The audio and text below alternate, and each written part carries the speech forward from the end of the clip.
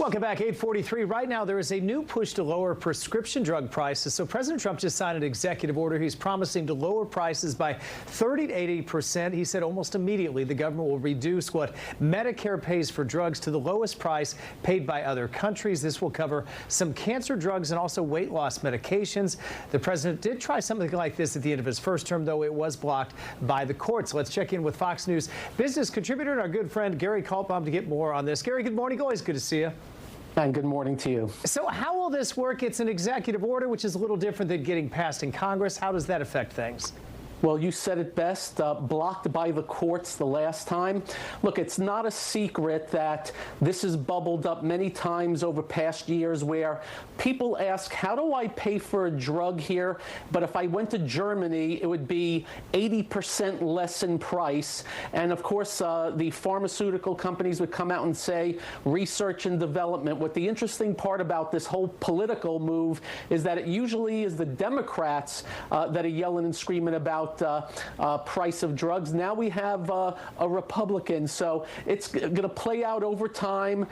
There's going to be a fight by pharmaceutical companies as well as lobbyists against this, and where it stops, beat the heck out of us. I've never thought how many executive orders can be enacted without Congress. We've seen over the past 5 or 10 years, so you never know. But if something gets done, it's definitely beneficial to the American public. Yeah, Gary, as you know, a lot of people, this is kind of overwhelming when it comes to drug prices and pharmaceuticals and where they actually pay. Where would they see it first? Where, if someone's watching for how the prices might change, where should they look first? In their pocketbook. Yeah. You know, everybody now is putting out a list of drugs, what it costs here and what it costs over there. And some of the numbers are pretty stunning. So there's going to be a battle on. Remember, the President Trump has a big bully pulpit. I think this is going to be one of his top agenda moves going forward, since we're getting rid of the tariffs finally, thank the Lord. Again, where it's stops, don't know, but there'll be a fight on.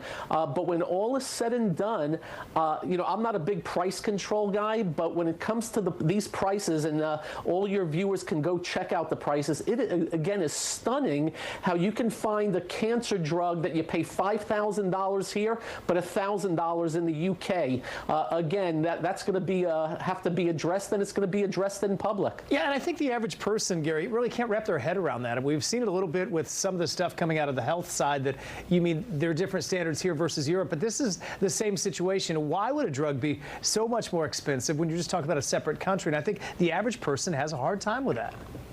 And I have to tell you, I've always been amazed that nothing has ever gotten done about this, while it's been pretty much front and center and everybody knowing. It just tells you how our healthcare system is pretty much in cement, and how the payments get paid through insurance companies and HMOs and back and forth.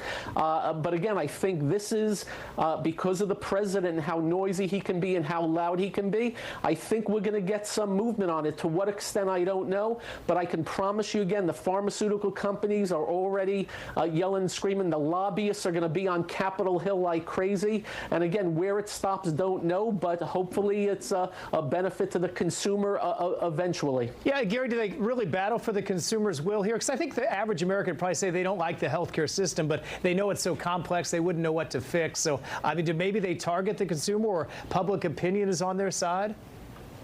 Look, lower costs for drugs and medical care is huge. I mean, I think the amount of money the government spends on it is gargantuan. And the president's basically coming down on Medicare and Medicaid about how much they pay for these things. And that's where, you know, we can save a heck of a lot of money if we can just meet halfway on some of these prices. But again, from what I saw yesterday, pharmaceutical companies are putting their feet right down in cement and fighting it. They're talking about how research and development will be affected, and that's a benefit to the consumer. Game on, as they say. Yeah, let's finish with this. I think people would also be shocked when you look like what you pay for prescription drug. It'll show you what you pay, and then it'll show us what insurance pays, and that's a staggering number in many cases. I've always been amazed how when you go to the doctor or you pay for drugs and you see, oh, they're charging you $3,000, but you pay $200, and they write off this and that. Again, they have made the system so convoluted and so complicated. You wonder if they do that on purpose just to drive you up a wall. I wish it was less complicated. That goes for our tax code and many other things that come from our government. No doubt. I'm guessing a lot of people are cheering those words because it is complicated and confusing. Gary, got to leave it there. Yes. Always appreciate your insight. Thank you, good sir. Have a good morning. That is Fox News business contributor Gary Kaltbaum giving us the insight on a really complex issue that affects a lot of people.